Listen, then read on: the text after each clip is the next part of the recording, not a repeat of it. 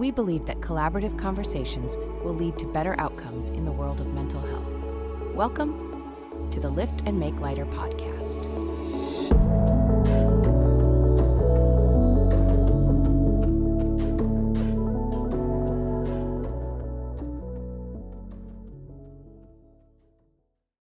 What was it that made you curious enough in your own schooling and growing up where you wanted to become a therapist and to learn about others? Was there a curiosity there of what made others tick? You know, it's really funny because I wanted to go down the criminal justice side of things, and the university I was at only offered a associate's in criminal justice. And so I was talking to the advisor, and she started bringing up social work stuff. And I've always been interested in people and helping people and learning about people. And so we kind of did the social work route, and I didn't really have any interest in doing therapy. I think this is where the learning comes in, because the whole time I'm like, why would I be a therapist and talk about your past? Like, get over it and move on. Oh my gosh. Talk about learning, right? That's embarrassing even saying that.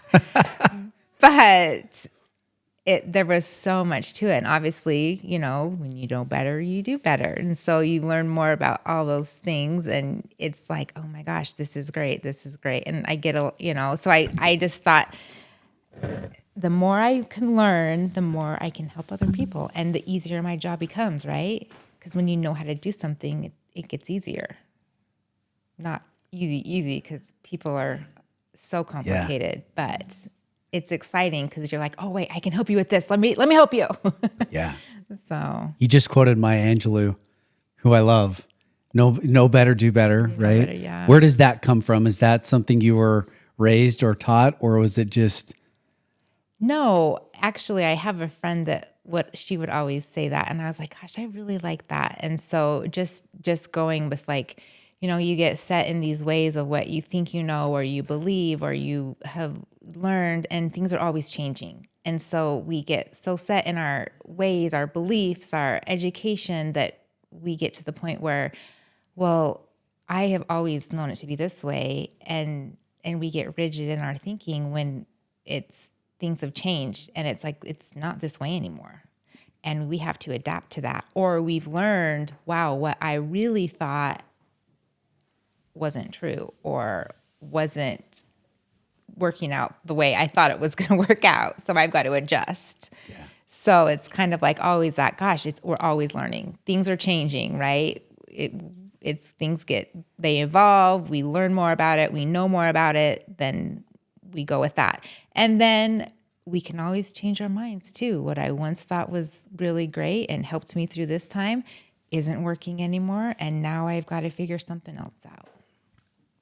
That was a long answer to your It's question. so good. It frames this idea of what are great therapists and mental health professionals good at, and it seems like their own self-awareness, their own self-discovery has been key to unlocking their ability to sit and unlock others, and help others. So you were going to study criminal justice, or thought about it. Was there a moment in your education or the process where you thought, I'm going to pivot? What was the light bulb moment, or what was the moment where you thought, oh, I really want to sit with people and help them through this process? I don't know if there was a aha moment there. I feel like I've just kind of done that my whole life.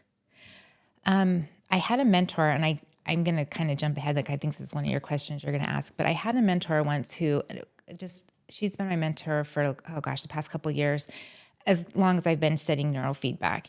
And she said to me, therapists are born. You're either born a therapist or not.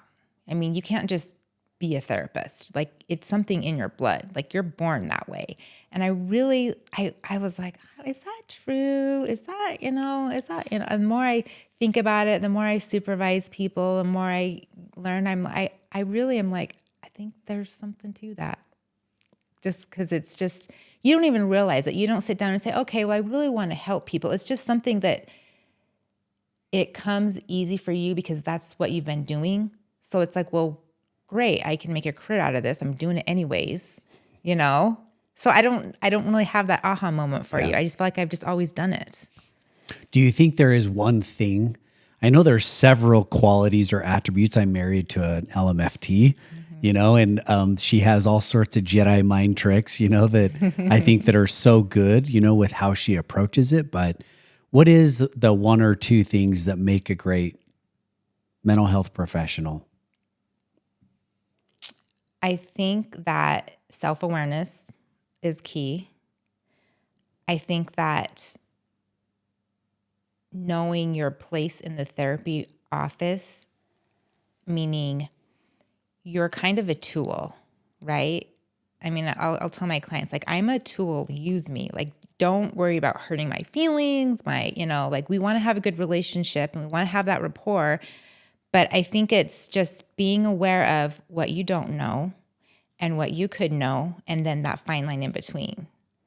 So, and always knowing that change, you have to adapt to change, and you have to always keep learning, always keep going. I mean, I've talked to some therapists that are just like, they want to stick with one model, and why that's great and all, but I just think it limits you. People aren't made one way. There's not a one size fits all. And so get really good at one model, but then learn more, because then you can, and then know when to refer out. Know when you're like, okay, man, I love this client, but I don't know about this and I need to get you the proper help. Overall, I would say education. Go to those conferences, learn those things. People are not a one size fits all. It's messy. Life is messy, but it can also be really great. And also just be there for the ride with these clients, with people. You can be that one person that they actually can count on. I'm glad to hear you say that. So many times just in my past, therapists coming in, I only do CBT. Yeah. That's all I do. I just do CBT. And we had a clinical director that actually helped us develop our curriculum. That she's like, well, how can you do cognitive work if the cognitive brain is shut off? Yeah. Before you get the cognitive work, you've got to do some work to create a safe container so that can happen. Yeah. So you need to learn some DBT skills. Yeah, the emotional piece of it, right? Mm-hmm. So I'm glad. I love Nichole because she's, I've only known her personally for the last, couple of years now? Yeah, a couple of years. But her reputation, whether it was Nichole Rammell or Rammell, or I finally got to meet Nichole Rammell. But her reputation is she does things ethically. She trains everybody she works with, and you're going to get a good experience. Whether you like the experience or not, you're going to get a good experience and come up with some tools. So. Oh, well, thanks. I try. You do well.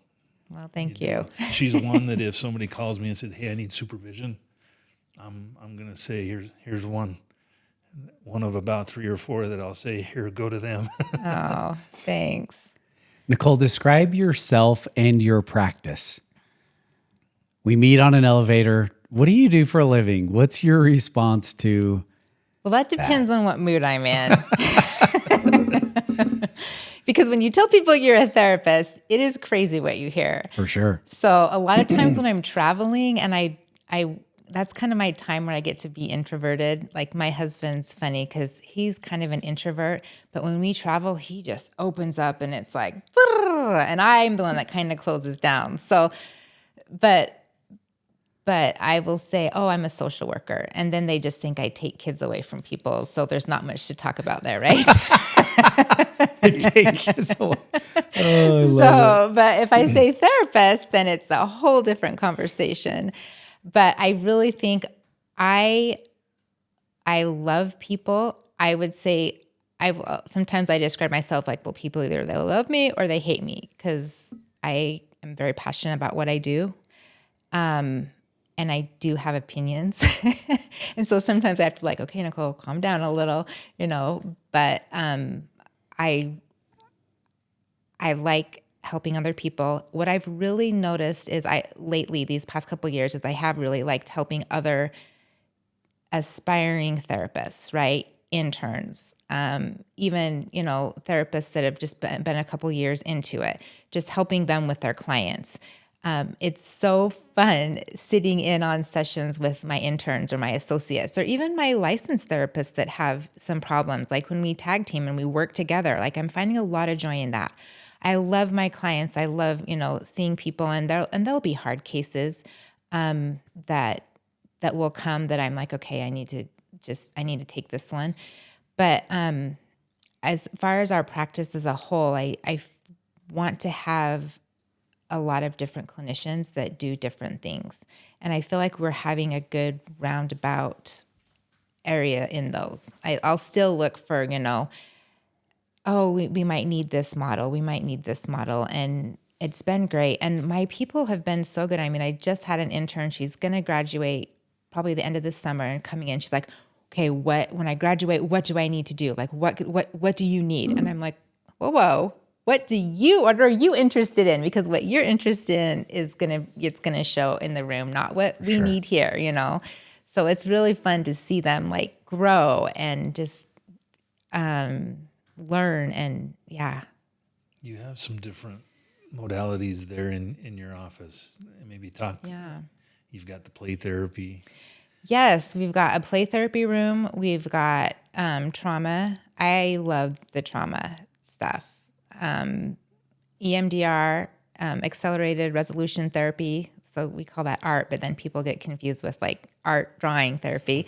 So, and we've got a few people in our office trained in that, and we've got a few people in EMDR as well. And we're getting more. I really think, and I've told my people, listen, if you're going to stay and work for me, not only do you need to know talk therapy, but you've got to learn how to work with the body. You just have to. There's really healing is going to be with both, right? Your brain and your body. And it's pretty rare that they're on the same page at the same time. Yeah. So I always am kind of pressuring him to like, okay, great. You're graduating. I understand it's a lot, but man, you've got this extra time now. Where are we going to go for that? To do that. So we also do neurofeedback. And we've had so much success with neurofeedback. And so we've had therapists wanting to like learn it. And we've got 3 right now 2 of them that are training, and they're doing really well that are doing neurofeedback. So that's really exciting. And I love how we'll collectively as a whole, our agency we work with different pieces of the client, right? So if they need couples, then we've got someone that will work with couples or family, or, oh my gosh, my kid needs something, or, so it's nice to just all be in-house and hit those pieces. And then if there's some that, I had a provider reach out to me saying, hey, do you have anyone that works with substance abuse? And right now we don't. So it's like, no, we don't. And then we, we'll refer out. So I feel like it's so important to know your place too. Yeah. You described just a minute ago in describing the practice, why it's so important to know the mind and the body. Mm-hmm. The biopsychosocial. If you're talking holistic, spend a little more time on that. Why is that so important? Well, I mean, your brain can trick you into thinking, oh, it's fine, you're fine, knock it off. Oh my gosh, you're being such a baby. That happened like 20 years ago, and your body, every time you drive past something, like freaks out. And so it's just doesn't get better. It doesn't get better. And your body knows, right? I mean, everyone and every therapist will know the body keeps a score, right? Bessel van der Kolk, which I actually got to hear him speak in DC like a couple weeks ago. And then he's putting on this trauma conference in Boston, which I am not able to go to that, but I am doing the virtual session of it. And so it's just I just don't think you can truly heal anything without working with the body, because our body holds on to things in the craziest places. Like I'll be doing EMDR with someone and they're just like, it's my hip. Like, what is happening? Did I hurt myself? And I'm like, that's why you're holding on to that. And we work through it. And it's crazy learning how, like, teaching them to work that out. And then they're just like, I can't believe that's where it was. We don't ever, I remember learning about trauma work and they're like, well, where do you feel that in your body? And I'm like, what in the crap are you talking about? Where do I feel it in my body? You know, because people try to avoid that. Yeah. And so when it's like, no, you have to work with it. And it's the brain you've got to sometimes work against.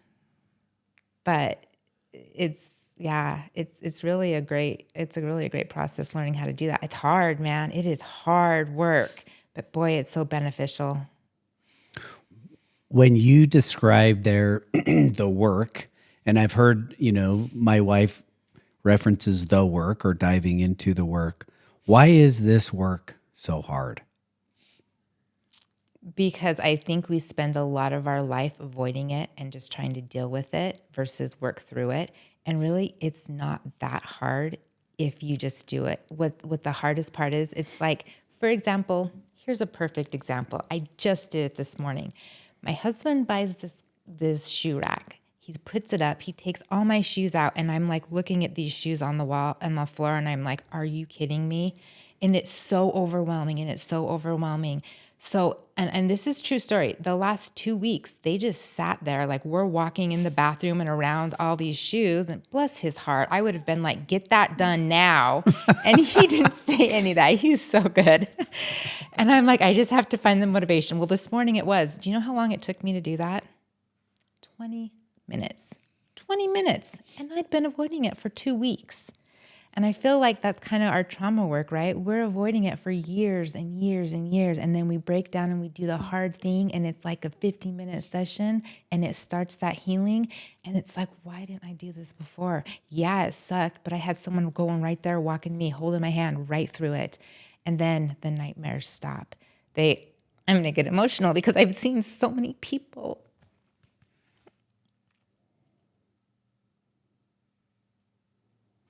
lives change about this because, and there's part of them where I'm like, is this really helping you? Are you just saying this so we can stop? But really, like, they're not having nightmares anymore.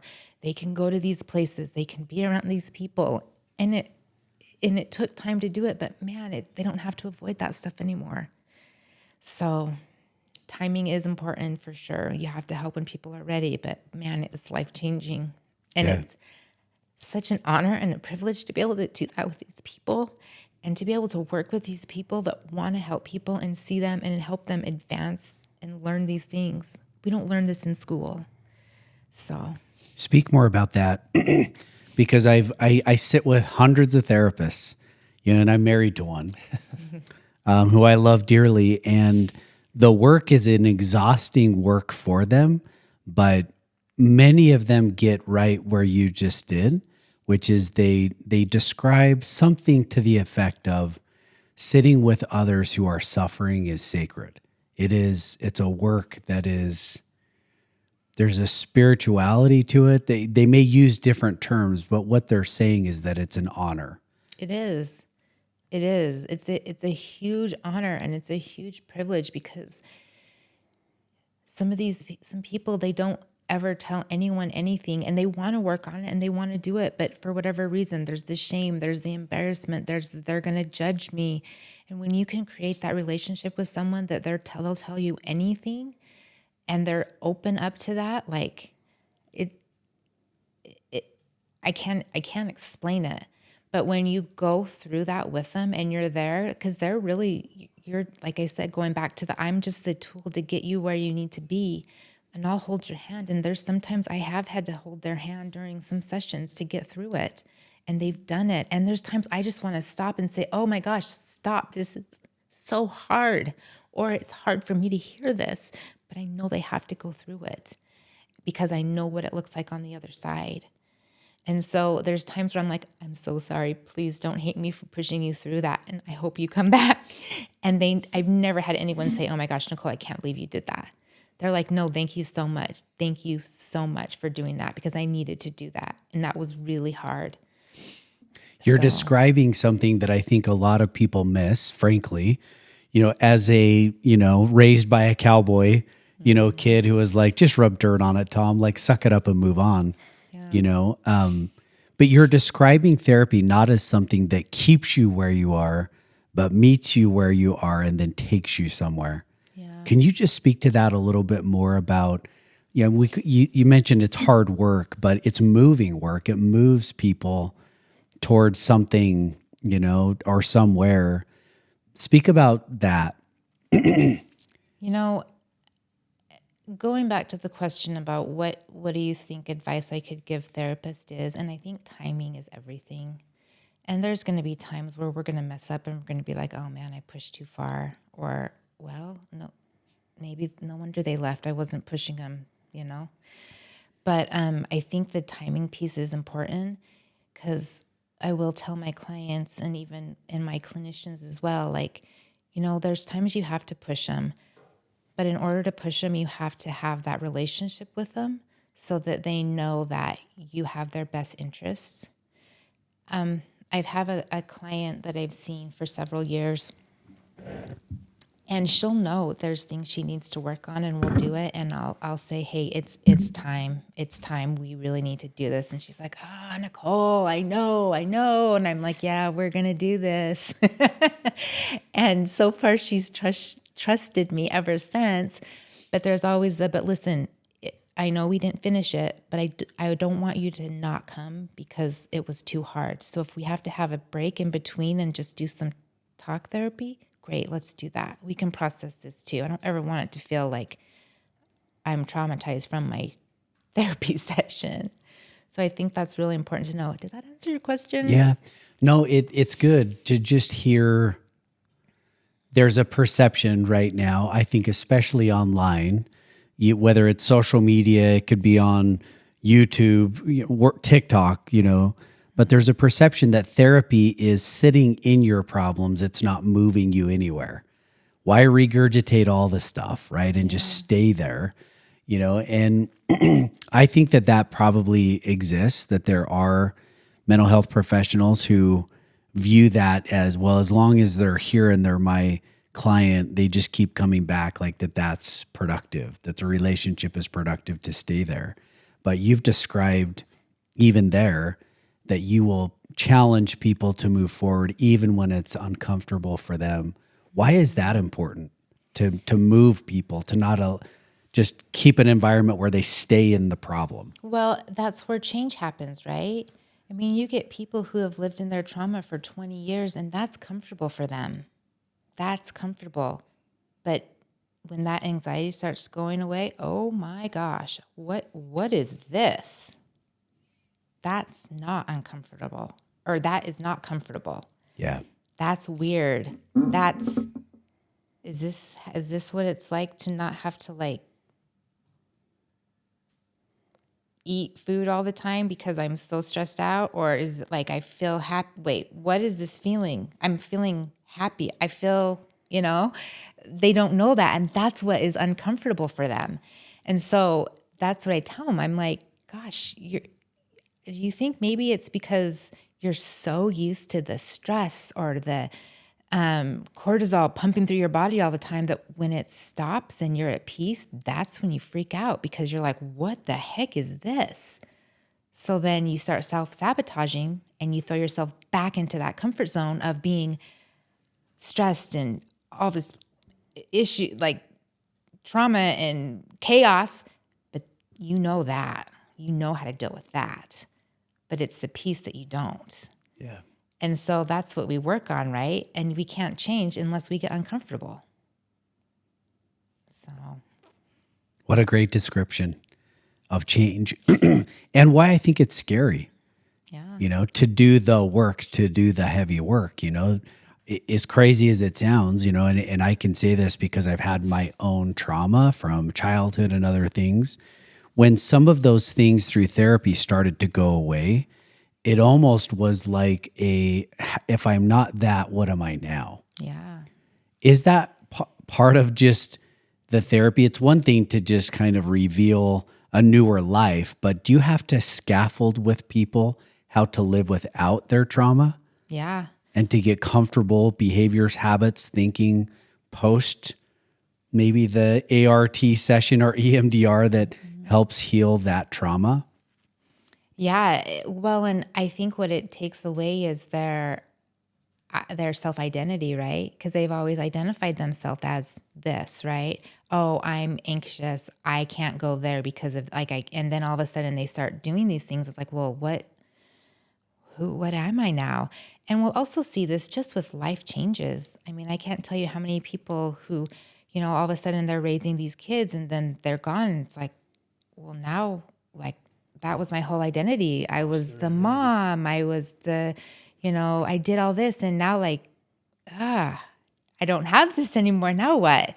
And so I think that just going on with life, it goes back to where life does get messy, whether we want it or not, whether there's trauma or not. I mean, people really struggle with change.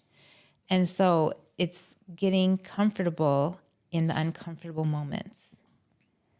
The matter and meaning that you're describing, I'm even just thinking of, like you said, not trauma per se, but moving from, I had young children, now they're all adults and they're living on their own. Yeah.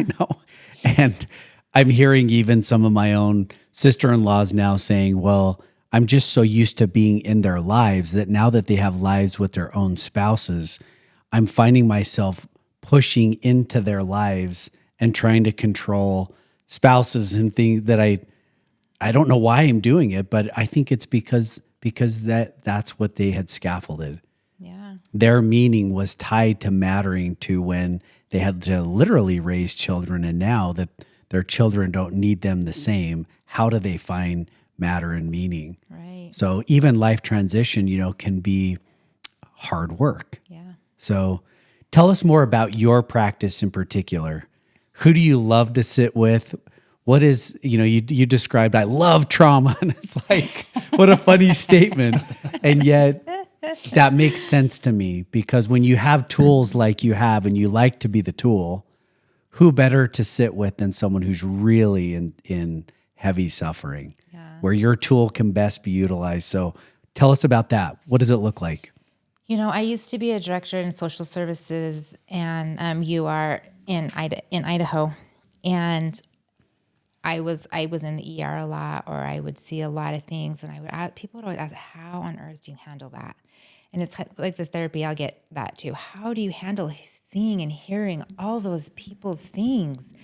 And I think, well, I always want to try to be prepared. And it's exciting for me because I'll hear their trauma and I'm like, oh my gosh, I'm so excited. And they're looking at me like, oh my gosh. I'm like, no, because I know what we can do. I know where you can end at the end of this, And so I think the exciting part is, like, even though they've had something awful happen, or a chain of awful things happen, or trying to be curious and figure out why this is happening, there's tools to help them, right? I can help you. I'm prepared for that. Now, there are other things that I'm like, yeah, no, I don't know about that. And that's when it gets scary, is when we don't know, right? When we're prepared for things, it's easier.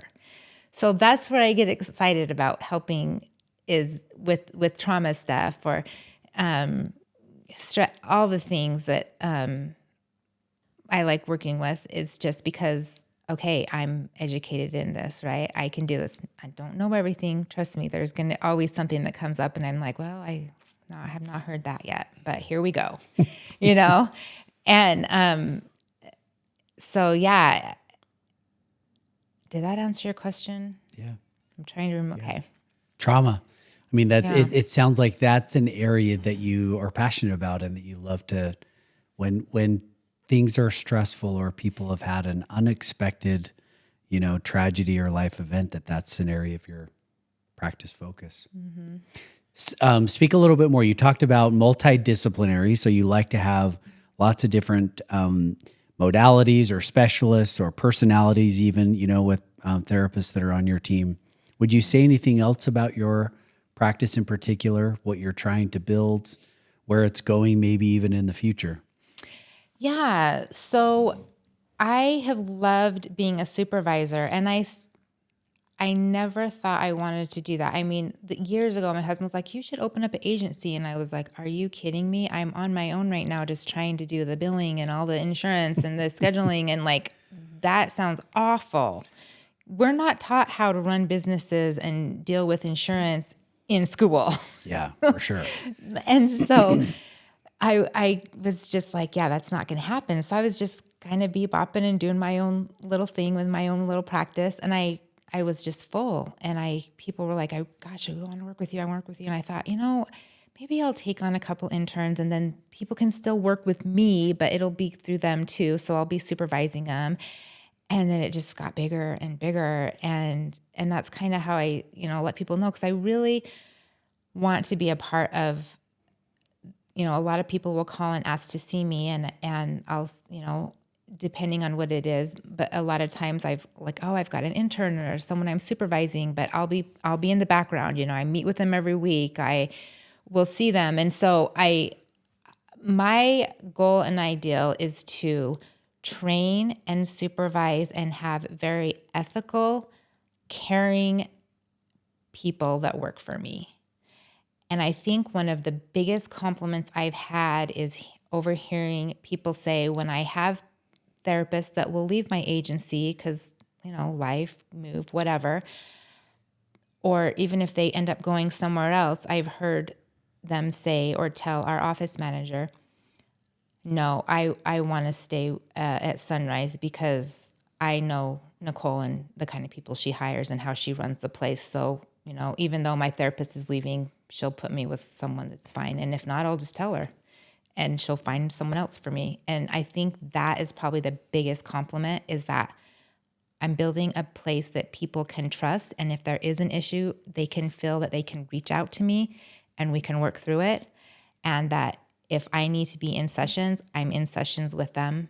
I'm in the background with them. Like, their clients are my clients. It's like we're all one, if that makes sense. Yeah.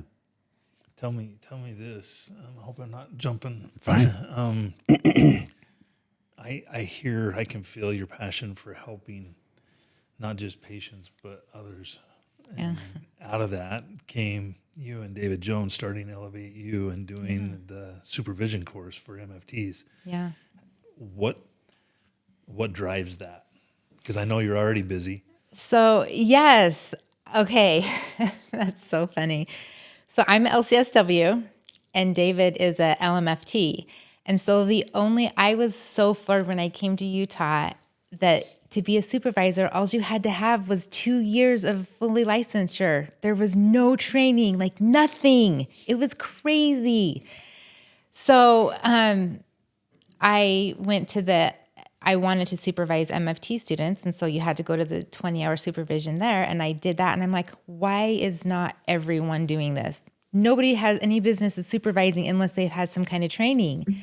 And so I wanted to do it. And John and Jen are awesome. And they've been the ones that have had pretty much all of it in Utah. And so I'm like, gosh, that would be so great. I love to do that too. I'm like, gosh, we could help them. We could do that too. And, and take the load off of their, how many people there are. And plus we haven't had anything in Southern Utah for that. All of us would have to drive up north. And so anyways, the only way I could do it was to have an MFT person. And I was like, gosh, I love David. He's great. So let's see if we can do it. And he was interested in it. But the reason that I got started in it was that I was having universities reach out to me, or other therapists reach out to me saying, gosh, my intern's not having that great of an experience. Can you take them on? We've really loved working with you.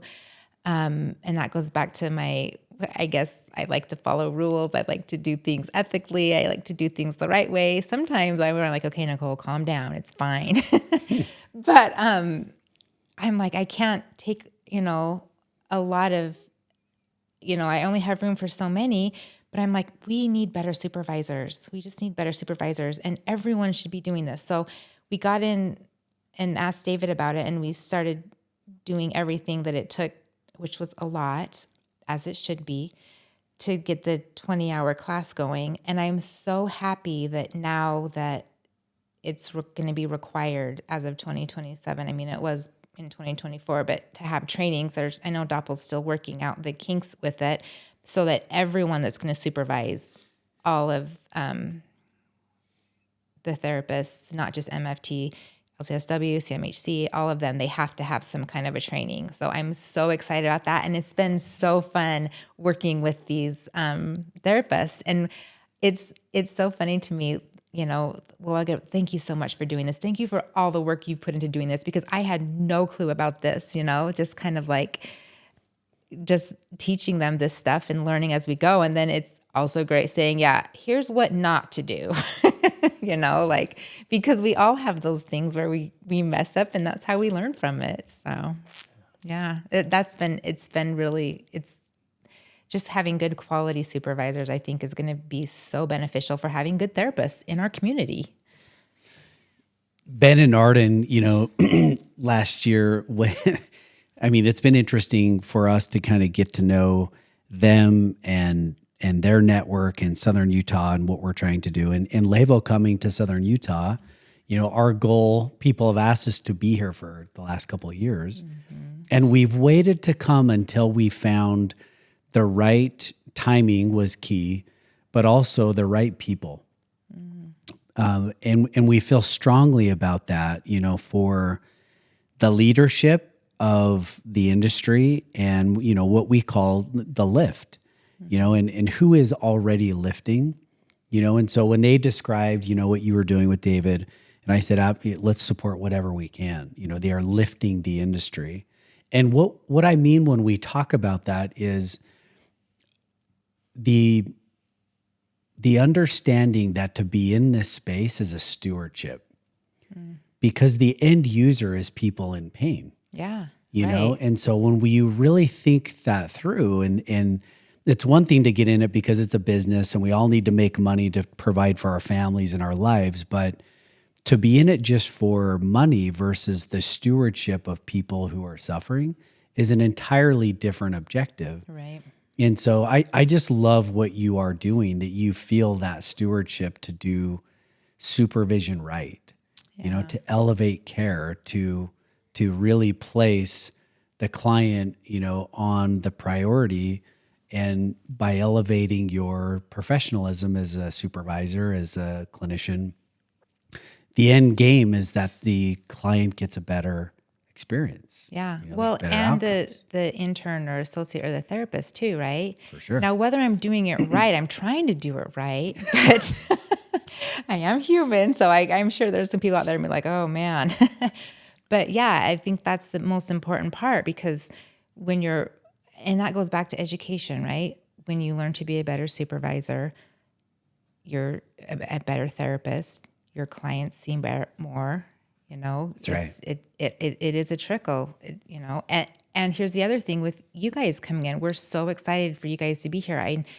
I wish it was sooner than later, but it will come. Yeah. Just being so great to have other agencies to work through and communicate with. I think that's been the best thing with client or patient care, is when you work with the other providers in the community and you work as a whole versus, oh, well, I'm too busy. I'm too, people miss. That's the whole part of working with a client is, sometimes you have to call their doctor. Sometimes you have to talk with their med prescriber. You have to call their teacher, their whatever it is, and not to be scared to do that, because that's really going to be the best care. And guess what? We don't get paid for those phone calls, and that's okay. But what we do get paid in, for one, like last week, you have a good experience and you hear this happen, you're like, okay, that's my payday emotionally. I mean, yes, we need money. I would have to be doing something else. And I always tell my people, I'm like, I'm maybe not the best business person, because I probably could have charged, and I waive a lot of fees. And I got to get better with that, because I still have people that depend on, they have to live. But man, it's enough. It's enough. Yeah. I love what you described there in the collaboration. And I think oftentimes, especially in our world today, if you were to just follow social media's approach to mental health or, what's going on, there would definitely be a stance of there's a silver bullet, just do this or do that, or do the one thing that, is the quick fix, versus having a community of professionals who can collaboratively scaffold your total mental health care. Yeah. And I think that that's a challenge, frankly, with education of the public, is that the public doesn't necessarily know what they don't know. Does mental health care mean therapy? Does it mean a medication? Does it, what does it actually mean? And, we know in the industry that the biopsychosocial model really is addressing all of the components. Maybe that's not even still enough, if you think about spirituality or some of these other components. When you think through trends that exist in mental health care, that could be Utah, it could be Southern Utah. What do you see that you would want the general public to know and to understand about what is going on with people today? And what do you see as a professional that would be helpful or that you would want people to know? Social media is not going away. It's here. And I think there's a lot of good content out there on some of those platforms. And it's definitely brought awareness. Like, it's not so taboo anymore. And I think when people are vulnerable with each other, it is really good. But I think some of the missing pieces are what is driving them to do it versus authenticity. And then I also think that there is a difference between going down this rabbit hole of people talking about things they just don't know about, and they're getting wrong information. And so now everyone's antisocial or narcissistic, and they don't even know the true definition of what antisocial really is. And that's scary. So we get a lot of, or everyone's got ADHD now. I think we see that's the big thing that's, and I think what they're not understanding is that just a little education with what makes things clinical or not, right? There's three things, the frequency, how often does it happen, the duration when it does happen, how long, and then the intensity, how severe is it? Because if you want to go through and look at all these things, then you're like, you open that DSM-5 and you're like, holy crap, I've got all these. Well, because it's human characteristics, but what makes it clinical? And so just because you might have, oh my gosh, I did get anxiety when I got up to speak, I must have generalized anxiety. Well, no, you should. That's part of anxiety. We don't want all the feelings to go away, but it's the severity of it, So good. So I love that description of those three. What else? When you think about being a professional and what you're doing today, what do you just love about this? So one thing that I think that has really changed my life and my awareness, my everything, is when you go through personal experiences. And I think the personal experience that changed my life as a therapist and even as a person was when I found out my daughter was gay and she was going to kill herself because of it. That led me into, you talk about a social worker. This is where it was like, yep, this is what I was born for. This literally was the moment. This is why I've had my schooling was like, it's game time, put me in, coach. And off we went. And so, it changed the way I looked at things and people. And you go through just this whole interpersonal, gosh, was I this way? I never thought I was, and then resources and just the whole queer population, and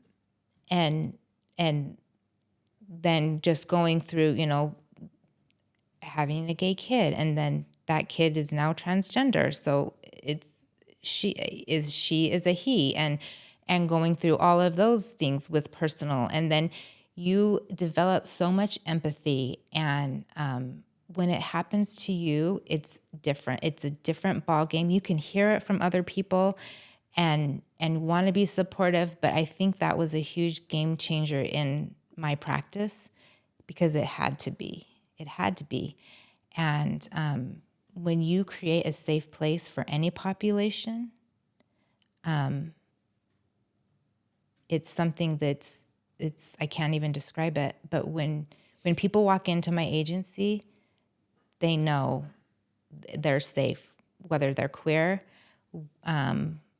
we're working with immigration now and people being ripped away from their families, and just like you are safe here. We will do whatever we can to protect you and help your families, but I think that was probably a big game changer for me that really pushed me to be my clinical skills more so than anything else. Do you consider yourself more compassionate, more dynamic now than prior?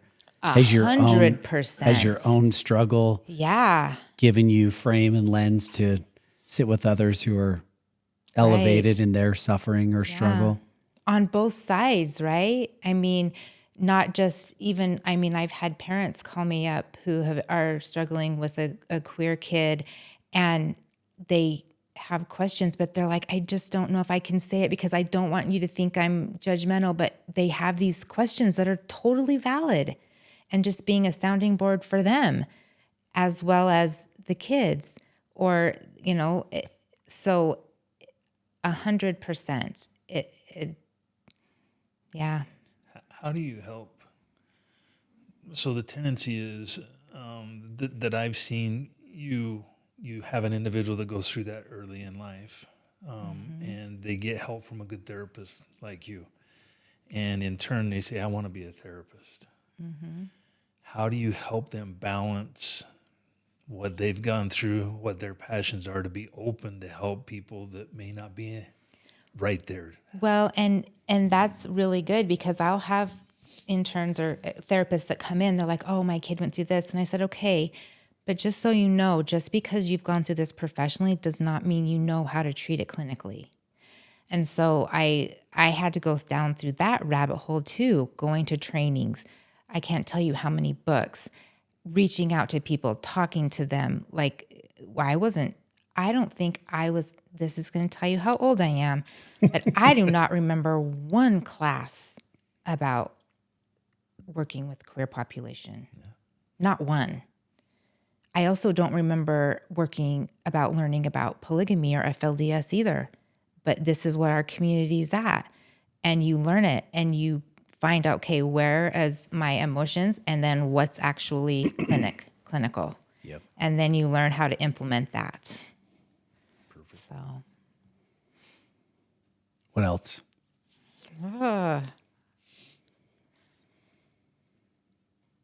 I think once I tell people, like, get really good at one thing and then move on to the next thing. And so once I felt like I was pretty good with trauma stuff, then it was like I need to work out, that's part of the body. So then I get into neurofeedback. And that was hard because I want to do that right. And there's a lot of people out there who are not doing it right.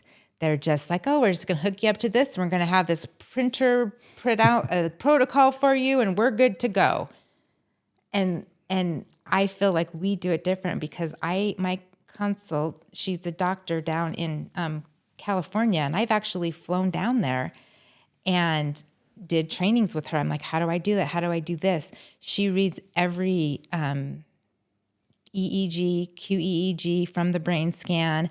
I mean, we're not having this just spit it out through a computer. Not that there's technology, I'm sure, is great, but she's actually reading those brain scans and saying, okay, it's this, this, and this. And I've learned my limits on it. I will never be able to do that, even though she's like, Nichole, you can do it. No. I don't want to learn. I will pay you to read this, go through it with me, and I can do the protocols. I can teach people to do the protocols and do all that. That was hard. It was a lot, but that's my stubbornness too. Like, I've already invested in this. I've seen the change in it, and I'm going to do it right. So this is how we're going to do it here in my practice. And that's how my other clinicians have learned it. I'm in there with them doing it till they get it right. I mean, and our clients have been so great. The equipment stuff, sometimes it's like, I don't know why this isn't working. We're doing all the things and they're like, it's okay, we'll come back. And then the next day it works. So I don't know. Yeah. So like I said, always learning, like get something down good and then move on to the next so then you can put it in. And I know, please know, we can't know everything. We can't. Yeah. But there's other people that know the other things that we can't learn. And so that's when you work with them. Yeah. What a great business owner. I'm hearing you talk and I'm thinking what a unique individual to be this clinically sound, but running a practice this professionally. I just don't, to be frank, I don't see it very often. Less than 10 in the state. So it's impressive. Well, thank you. I'm always trying. And I hope my people will say the same thing, that they feel that way, because sometimes I am a stickler with things, but at the same time, man, there's a reason, right? There's a reason we have to do things certain ways, just like there's a reason we have laws. So LÉVO just finished a weekend of going public with our first TV ads. Oh, yeah. Strong families, silent struggles. When you think about Southern Utah families, finish on that. Speak to those things that may, you just talked about the queer population. It could be FLDS. I've spent quite a bit of time in Colorado City personally interviewing, sitting with people. What else would you say about the silent struggles that Southern Utah families face, that from a mental health perspective, from your professional? And it's in Southern Utah, and we're seeing it around other places too, but in Southern Utah, I think the family is so important to everyone. And I see these kids coming in that are struggling with parents, or parents that are struggling with kids, but they all want to make it work. It's so important to them. And it's great being that key piece that will help them, because it's so like, instead of just saying, oh, I'm done, we're done, I don't care, I don't want to do that. I don't see that in Southern Utah. I see that people, like, they're really like, okay, well, like today, before I came here, I was doing a supervision with one of my supervisors, and he's working with a kid, and they're struggling with their caretaker. And I said, you know what, I've got 30 minutes between your appointment. I want to talk to the caretaker. You do your session. I'm going to see them at the same time, because we've got to make it work. And as hard as it is, I feel that families down here want to make things work, and they're not just like giving up. Not like, I don't care, whatever. They're 18, go. It's like this more of, I still want to be a part of their family so much that it's, okay, hold on a second here. And that's hard. I've had to do that with my own kids, where it's like, okay, wait a minute. I don't need to know where they're at all the time. But So I think that's really important for them, and teaching that. The other thing that I'm seeing with families is that they're over scheduling themselves, because they want to be such good and do all the right things, but sometimes all the right things is still too much. Does that make sense? 100%. Yeah. Amen. This is the thing. What do you think drives that? When you see overscheduling happening, in my head, I'm going to perfectionism. I'm going to a lot of different things. But what do you think, if overscheduling is the coping behavior, what is the real root cause of what's going on there? I don't know if there's one thing or not, but I think sometimes that when we're busy and we're doing things, I think sometimes that we forget, or we don't sit and take time with just being with each other. Right? So there's always something that is involving us, whether it's a soccer game or a dance recital, or it's something. But when we're just together and playing, or even sitting and watching a movie together, people feel that they have to have their time. They can't waste time anymore. And so we're go, go, go. Instead, like, we need to learn how to become bored with each other, right? Just to sit and be like, well, let's just make some cookies. Let's go on a walk. Versus, oh, nope, we've got soccer, and then we've got dance, and then we've got a piano lesson, and then and that's just one kid, right? Like, everyone has to be in 5 different things, and then they're like running everywhere, instead of like, gosh, we don't have anything going on tonight. Awesome. Instead of like, oh, what are we going to entertain? We got to go, go, go, go, go, And I know that the parents and kids are doing that because they do want to do better. Like, they think, well, this is what we have to do. This is what we're supposed to do, instead of just being. Yeah. I have a sign above my door, and it says, just be. And I'll admit, that's the hardest thing for me. To just sit. It's like torture. Well, they've gotta be able to be a kid too. Yeah. If you're gonna schedule everything, they're missing that piece. There's no time to be a kid. There's no time to play. There's no time for family. Couples, same thing. Yep. Just be. Go for a walk. We don't have to do all these big things. Yeah. So I hear that and I feel that even in our own family. And yet I think, well, what's the issue there? And I think that there's a combination of FOMO. Mm-hmm. Well, if everybody else has their kids and all this stuff, then my kid's going to be left out or I'm going to be afraid. There's also just frankly insecurity, where if I don't have my children in all of these things, what will they amount to? And if they don't amount to something great, what does that say about me as parenting? This whole parenting insecurity thing, right? There's a lot of those things that exist, just societally and socially today. And then you scroll social media and it just reinforces all That's those what messages. I was going to say is I think it's comparison, Amen. right? Because now everyone gets to see, like we just had Easter. Well, look at those Easter baskets, or we didn't do this, or oh my gosh, they were in Hawaii for Easter doing their egg hunt on the beach. I didn't see anyone doing that, but I did. oh, okay. The literal thing.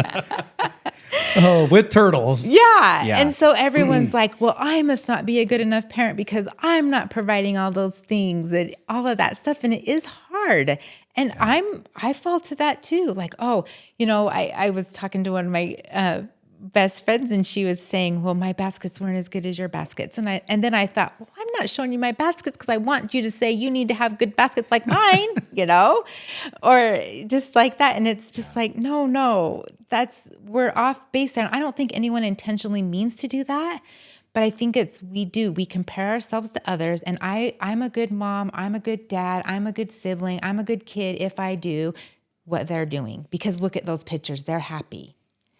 But we know in the background, oh, right, how many fights were there? How many people got ticked? We don't see that on social media. Well, and you got Brene Brown. She says, comparison is the thief to happiness. It is, right.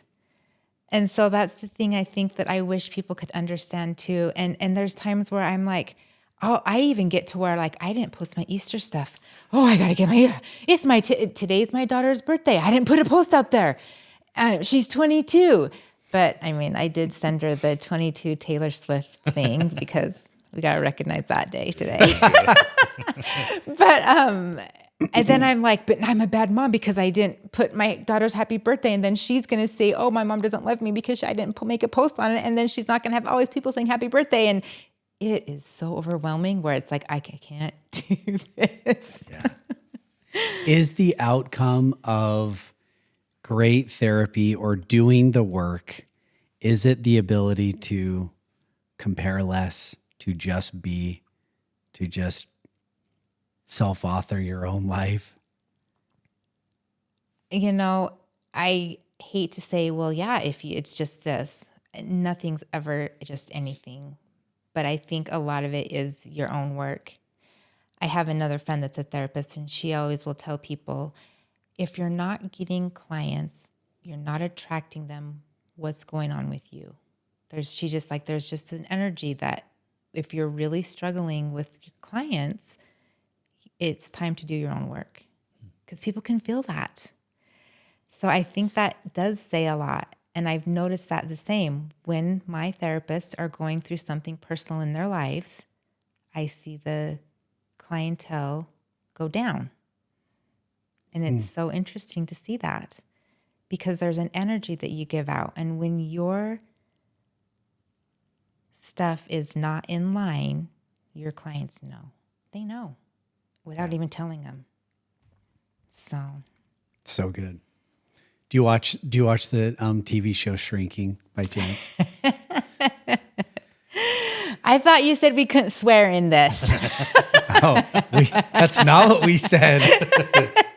Yes, I watched that, and I freaking love it. It is because it's so real about the real. Yeah, on both sides of that, right? Just what they take into the office and the funny humor behind all of that. But yeah, it's. And the thing that I do love about that show too, and that is what I try to create in my office place, is that how well those three work with each other too. They'll take each other. I'll take your client. Okay, if you need time, I'll see your client. And I feel like we have that in our office. If someone's struggling, we're all like, okay, That's a cool culture. we're going to help them. I can see your client. I can cover you for this. You're going to be gone. Can I cover your supervision? I'm going to be gone. Can you cover this one? This client's dealing with suicide stuff. I don't want to have them skip a week. Okay, great. I'll take them on. Everyone is so helpful. Oh, you need to shadow a session to get more experience. Yep. I mean, we've got several therapists. Yeah, come shadow me at this time. Like I love that. And so I watch Shrinking, and that's the best. I love that take on it, is just how they are there for each other as well. Yeah. It's awesome. What a great practice owner you are. Thank you for lifting. Seriously. Well, and thank you guys for all that you guys do. Like seriously, it's so nice to have like people we can come to that we know, like, okay, I know what kind of quality you're going to get. The Lift and Make Lighter podcast is brought to you by LÉVO, a primary mental health care provider. At LÉVO, we specialize in comprehensive mental health assessments, diagnoses, and treatments for all ages. For more information, visit levomind.com. That's levomind.com.